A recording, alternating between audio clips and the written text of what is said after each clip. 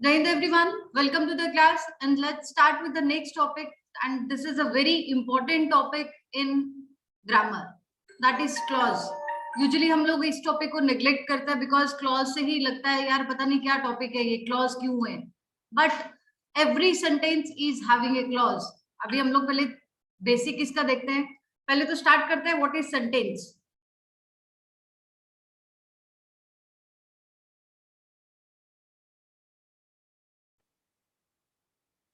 क्या है sentence? Sentence is a group of words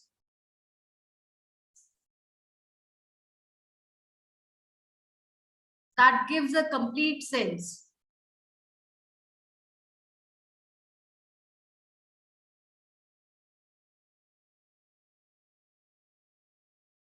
Is known as sentence. Group of words को मिला के जो एक सेंटेंस बनाया जाता है, that gives a complete sense, is known as sentence. For example, this is a book. अब यहाँ हमने अलग अलग पार्ट्स ऑफ स्पीच के अलग अलग पार्ट्स ऑफ स्पीच को जोड़ के हमने एक सेंटेंस बनाया है. This is pronoun, this is main verb, this is article and this is noun. अब इन सभी चीजों को मिला के हमने एक क्या बनाया है? सेंटेंस बनाया है. Right, this is sentence. अब सेंटेंस के लिए आपको क्या चीज की जरूरत है? What is required to make a sentence? क्या चीजों की जरूरत है?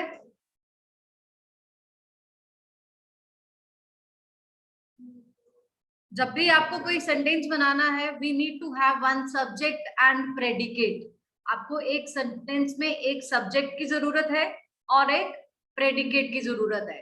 फॉर एग्जाम्पल, इफ यू से I am a student,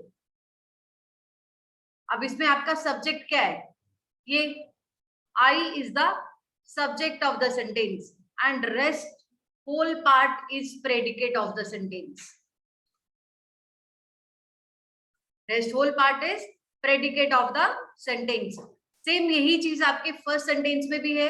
this is a book, this is the subject of the sentence and rest of the part is predicate of the sentence. Predicate means जो sentence के subject के बारे में बात की जा रही है, that is the predicate of the sentence. And every sentence is having a predicate. आप कोई भी सेंटेंस लोगे, चाहे वो ऑर्डिनरी टेंस का है या टेंस का है, सिंपल है, कॉम्प्लेक्स है, किसी भी सेंटेंस में आपको प्रेडिकेट जो है वो जरूर मिलेगा. Predicate is a part of the sentence. Right. अब प्रेडिकेट जो है that consist of object and other word. Object and other word that is complement. Other word की जगह इसको हम लोग कॉम्प्लीमेंट लिख लेते हैं. Object and complement. राइट. अब हर सेंटेंस में आपको ऑब्जेक्ट और कॉम्प्लीमेंट नहीं मिलेगा, but you will find predicate in all the sentences. Object और प्रेडिकेट आपको तब मिलेगा जब सेंटेंस में कोई आपके पास एक्शन वर्ड है.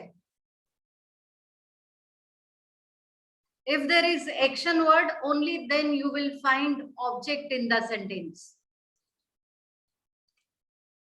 If there is action word, only then you will find an object in the sentence. Otherwise, you will not be having any object in the sentence. First, इस sentence में I am a student, there is no object in the sentence. क्योंकि ये सिर्फ अपने बारे में बता रहा है कि मैं क्या हूं, मैं एक स्टूडेंट हूं. क्लियर? प्रेडिकेट आपको हर सेंटेंस में मिलेगा, बट आपको ऑब्जेक्ट या कॉम्प्लीमेंट उसी सब्जेक्ट सेंटेंस में मिलेगा जिस सेंटेंस में आपके पास एक्शन वर्ड है, where there is an action word. Clear?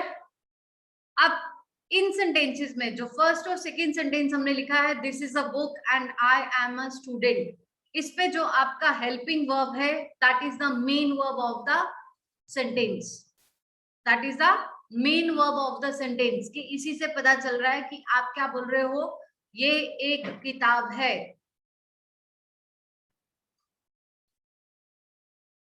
अब है, इससे पता चल रहा है कि प्रेजेंट की बात हो रही है, मैं एक विद्यार्थी हूं,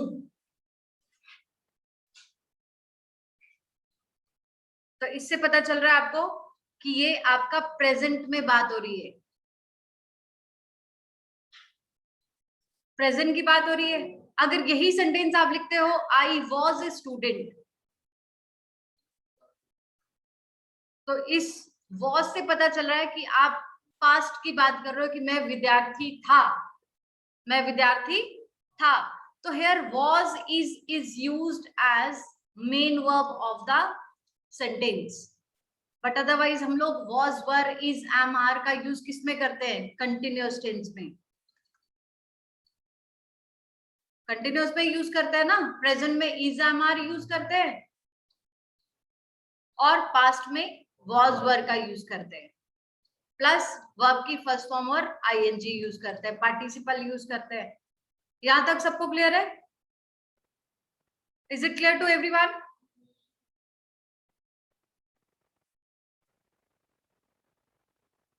now if the sentence is I am a student and I am doing my work, क्या डिफरेंस है दोनों में? दोनों में हमने am यूज किया है, but the parts of speech in both the sentences of am is different. पहले वाले सेंटेंस में पार्ट्स ऑफ स्पीच am का कुछ और है, और सेकंड वाले सेंटेंस में am का जो पार्ट्स ऑफ स्पीच है दैट इज डिफरेंट। फर्स्ट वाले सेंटेंस में am is used as main verb and in the next sentence it is used as auxiliary verb, जिसको हम लोग helping verb बोलते हैं। क्या बोलते हैं? helping verb, auxiliary verb or helping verb। here main verb is doing, it is main verb, जो action बता रहा है कि मैं क्या काम करता हूं, I am doing my work, मैं अपना काम कर रहा हूं। Clear? Now in both the sentences we are having predicate, ऊपर वाले सेंटेंस में भी प्रेडिकेट है, नीचे वाले सेंटेंस में भी आपका सब्जेक्ट और प्रेडिकेट है, this is predicate. But second वाले सेंटेंस में आपके पास क्या है, ऑब्जेक्ट भी है, बिकॉज इसमें आपके पास एक्शन वर्ड है दैट इज डूइंग, मैं अपना काम कर रहा हूं, I am doing my work, here work is object of the sentence. Clear? Is it clear? अब देखो आपके पास दोनों चीजें आपको क्लियर हो गई कि सब्जेक्ट क्या है, ऑब्जेक्ट और प्रेडिकेट क्या है। नाउ इफ यू से आई ईट,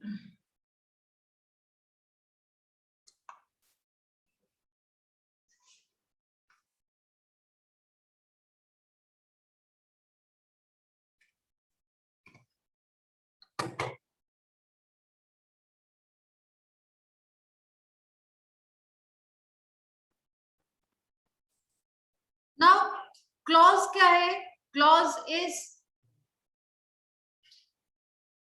व्हाट इज क्लॉज, बताएगा कोई?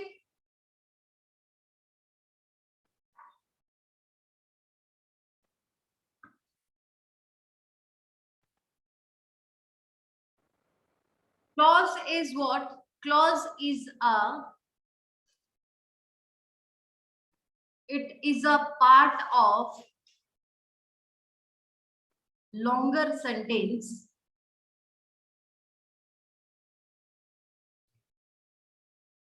in which there is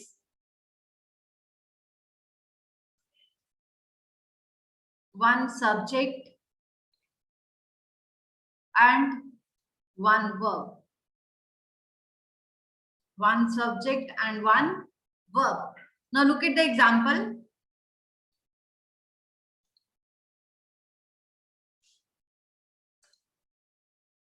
I eat. अब ये बताइए ये क्या है? या he eats. I eat. Is it a sentence or what? Sentence है ये? Is it a sentence? तो क्या है ये? क्यों है clause? Yes, it is not a sentence because sentence बनाने के लिए हमें क्या चाहिए उसमें? हमें sentence में subject चाहिए, verb चाहिए और object चाहिए. This is only a clause. अगर यही sentence आपका होता I eat an apple.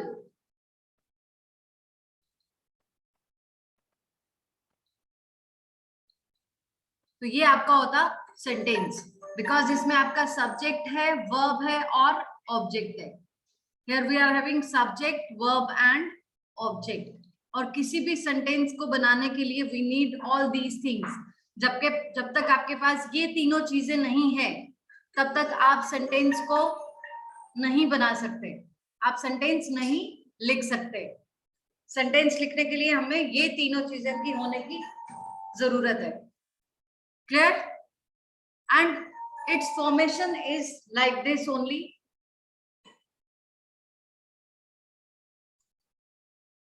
Subject, verb and. Now, is there any clause in this sentence? I eat an apple. इस sentence में कोई clause है?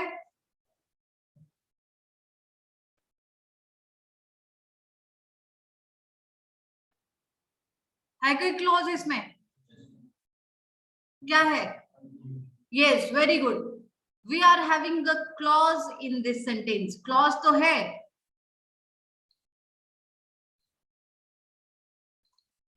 Because clause is a part of sentence, but sentence cannot be part of clause. Sentence में आपको clause हर sentence में मिलेगा, but her clause में आपको sentence नहीं मिलेगा. समझा? Because आपको clause बनाने के लिए क्या चाहिए? Subject चाहिए और उसका एक verb चाहिए. आपको एक subject चाहिए और subject के साथ साथ आपको एक उसका verb चाहिए. बस, तो आपका clause बन गया. I do my work. I do my work.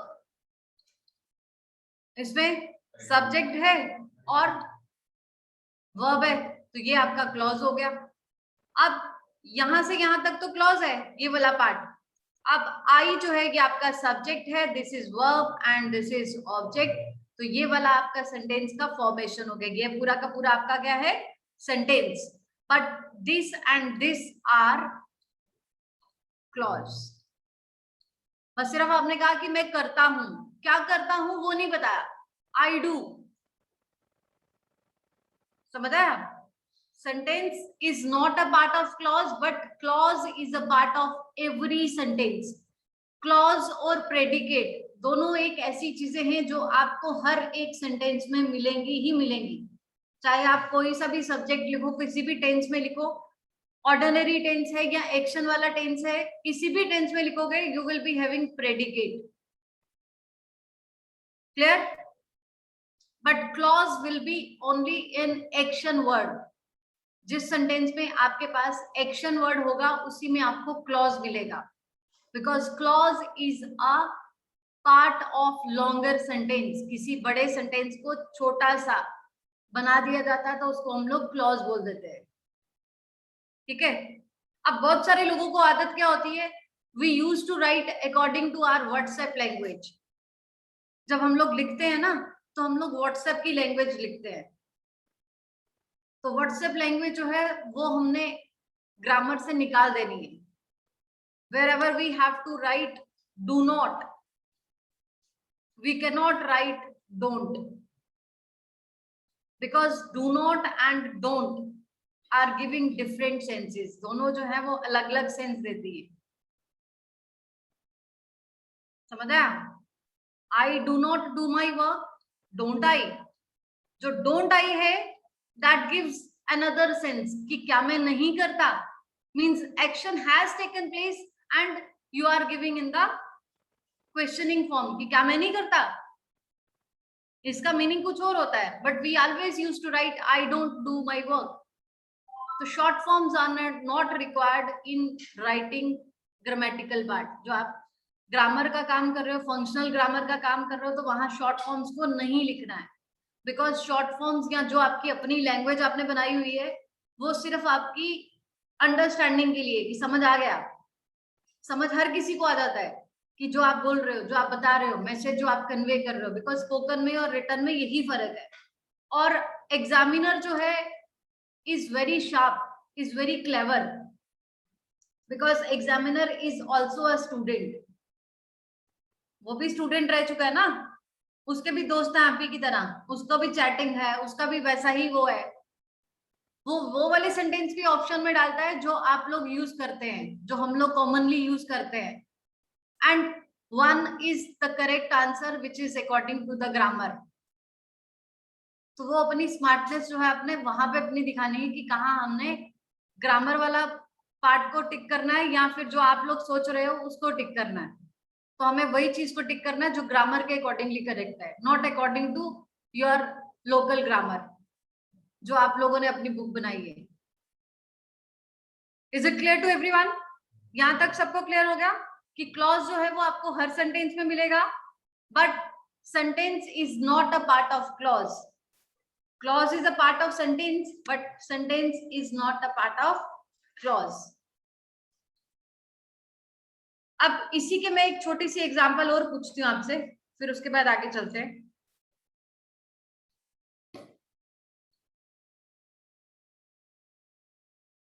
If you से I am 25-year-old. I am 25-year-old. अब आपने कहा कि मैं 25 साल का हूं, तो क्या आप 20 साल के हो?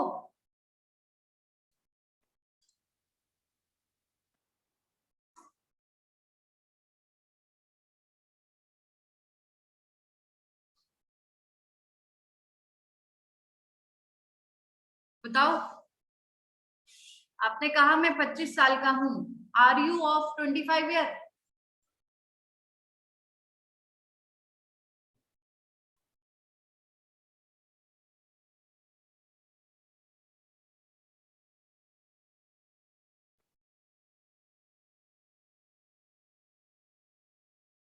हाँ जी, कौन बताएगा?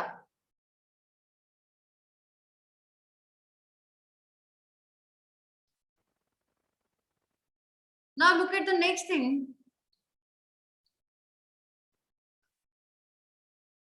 आपको मैं सेंटेंस लिख के दे रही हूं. I went there and met her when she was dancing. इसको ध्यान से देखना. I went there and met her when she was dancing.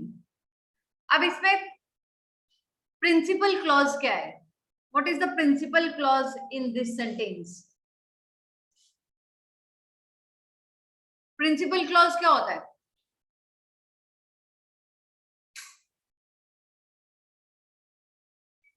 मैंने आपको बताया हुआ ये. He said that he did his work. Principal clause is जो बात कर रहा है. This is the principal clause. This is the principal clause. और क्या कहा उसने?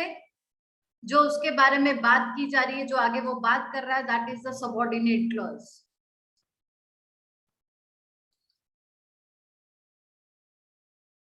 और दिस इज द कंजंक्शन. पता नहीं ये प्रिंसिपल क्लॉज क्या होता है? जो मेन बात करने वाला है, जो काम करने वाला है, जो बोल रहा है, that is the principal clause. अब इसमें बात करने वाला कौन है? डूअर ऑफ द सेंटेंस कौन है? एक्शन किसने किया? I went, I went, this is the principal clause. कहाँ गया? देयर। ये पूरा सेंटेंस हो गया, ये पूरा क्लॉज है आपका, आई वेंट देयर। देन उसके बाद ये जो है ये क्या है? This is the conjunction, this is conjunction, right. And met her, met her, this is the clause, because आपके पास वर्ब भी है और ऑब्जेक्ट भी है। ऑब्जेक्ट किसके लिए? वो तो इसके लिए है ना, आई के लिए, ये ऑब्जेक्ट हो गया ना। अदरवाइज इस पार्ट में भी आपके पास met her, this is a clause, because यहाँ पे वर्ब भी है और ऑब्जेक्ट भी है। अब ऑब्जेक्ट या सब्जेक्ट दोनों चीजें हो सकती हैं अकॉर्डिंग टू द सेंटेंस। अपना वर्ब है और अपना ऑब्जेक्ट है या सब्जेक्ट है, बिकॉज ऑब्जेक्ट इसलिए है क्योंकि उसकी बात हो रही है कि किससे मिला, मेट हर, तो this is also a clause. और कौन सा क्लॉज है ये? This is coordinating clause. कौन सा क्लॉज है? Coordinating clause. कोऑर्डिनेटिंग क्लॉज क्यों है? बिकॉज ये बोल रहा है कि मैं किससे मिलने गया, I went there and met her, जाके उससे मिला, दिस इज कोऑर्डिनेटिंग क्लॉज, ठीक है। And after when there is also another clause.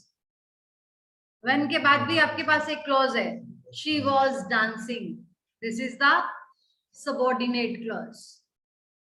ये कौन सा क्लॉज है? सबऑर्डिनेट क्लॉज,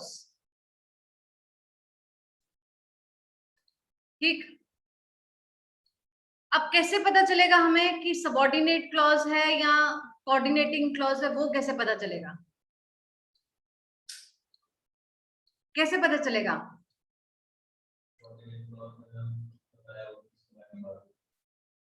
सबऑर्डिनेट क्लॉज में हाँ, तो ऑब्जेक्ट तो पहले भी दिया हो बेटा क्लॉज, कोऑर्डिनेटिंग क्लॉज में। वर्ब तो हर एक पार्ट में है, you are having verb in all the clauses, यहाँ पे भी है, यहाँ भी है और यहाँ भी है।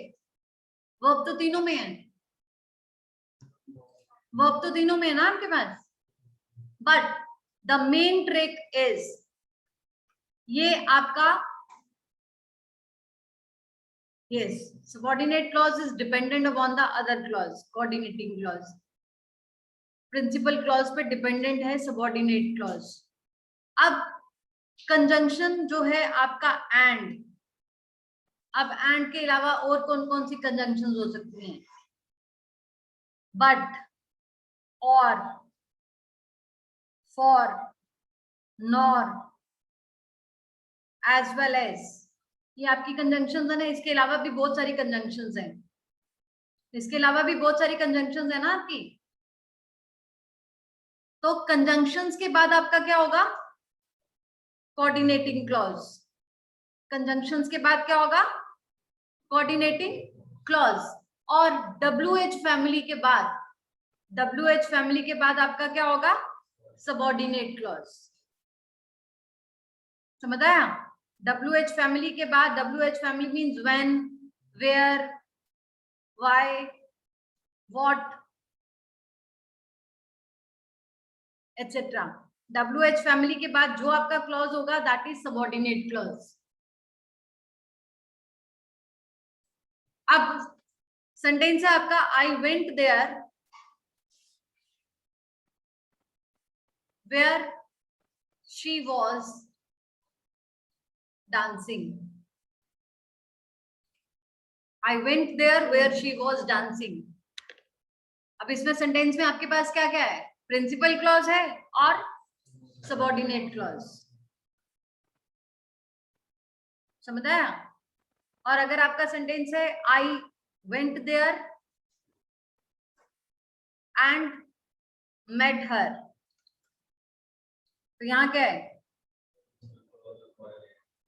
We are having principal clause and coordinating clause. Is it clear? अब इन क्लॉजेस की कितनी टाइप्स हैं according to the on the basis of clauses, sentence की कितनी टाइप्स हैं वो देखते हैं जरा.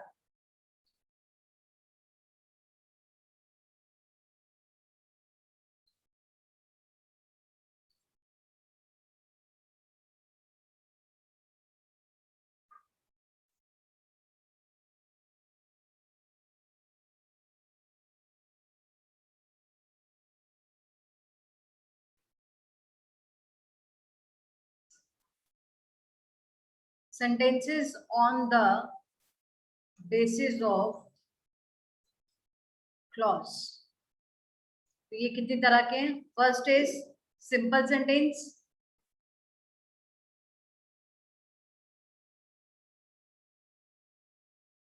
then next is compound sentence,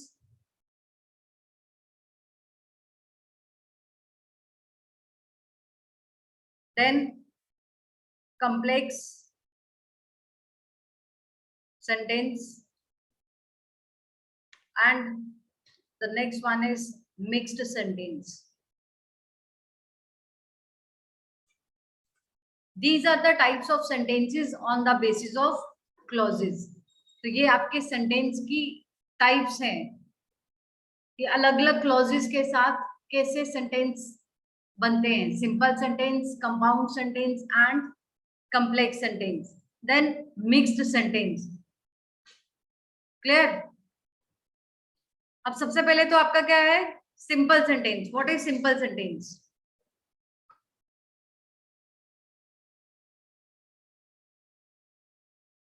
क्या होगा simple sentence?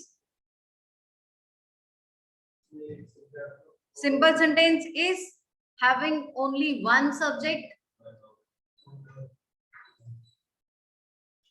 and one verb. For example, I went there. So this is the principal clause.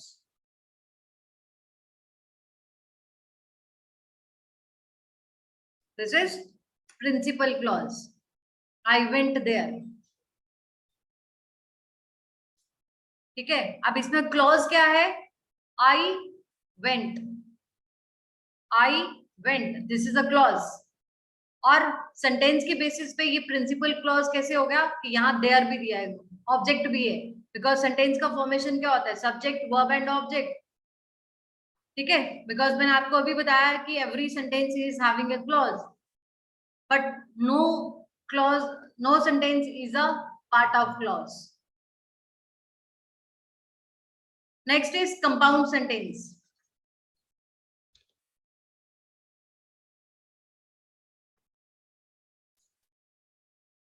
क्या होता है compound sentence?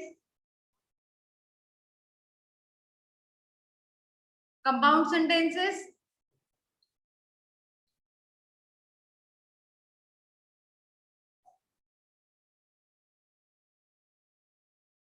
it begins with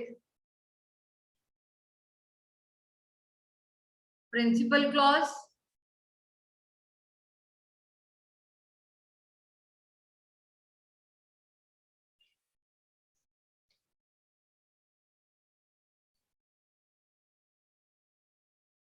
plus क्या होगा उसमें? और coordinate clause.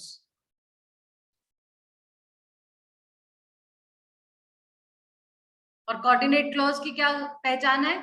It starts with the conjunction. और कंजंक्शन क्या होंगी आपकी? But, as well as, if, whether. नहीं, वेदर नहीं होगी, वेदर तो उसमें आ गई ना WH फैमिली में. ठीक है. Then complex sentence. अब इसके एग्जांपल में यहाँ लिख देती हूँ साथ ही.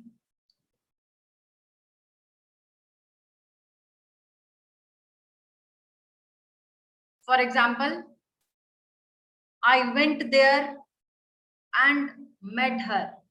I went there and met her. This is compound sentence. Next is complex sentence.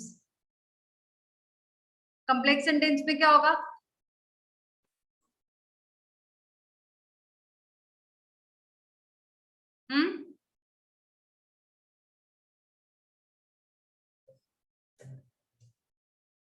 It begins with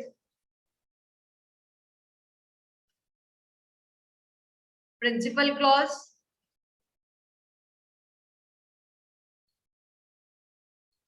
plus subordinate clause.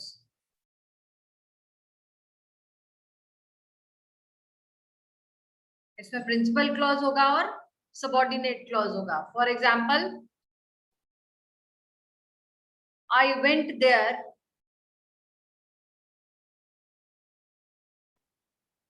when she was dancing.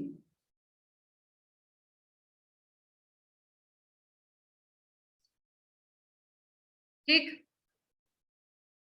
Clear है सबको? और मिक्स सेंटेंस क्या होगा? Mix sentence is a combination of all the three clauses. उसमें आपका principal clause भी होगा, coordinate clause भी होगा और सबऑर्डिनेट क्लॉज भी होगा.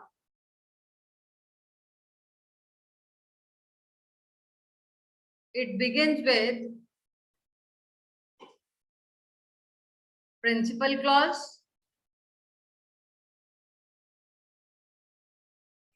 then coordinate clause,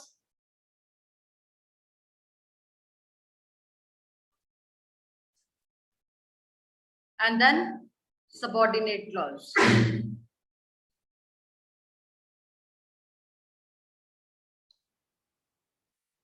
For example, I went there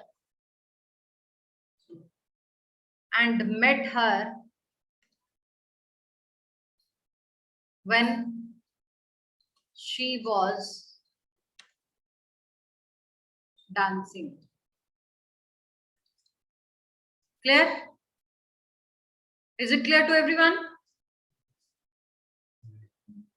Any doubt in this? किसी को कोई कंफ्यूजन है इसमें तो प्लीज बता दीजिए.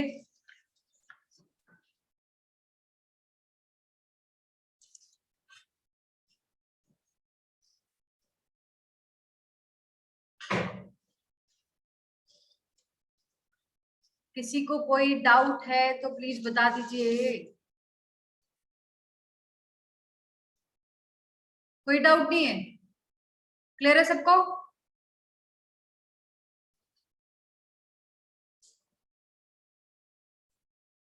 No, tomorrow we will work on noun clause. जो अलग अलग क्लॉजेस हमारे, noun clause, pronoun clause, prepositional clause, adverbial clause, तो धीरे धीरे हम उनके ऊपर थोड़ा सा काम कर लेंगे. And the classes will be combined for 2-3 days. ठीक है? कोई डाउट है किसी को इसमें कुछ पूछना है तो प्लीज पूछ लो अभी. Clear to everyone?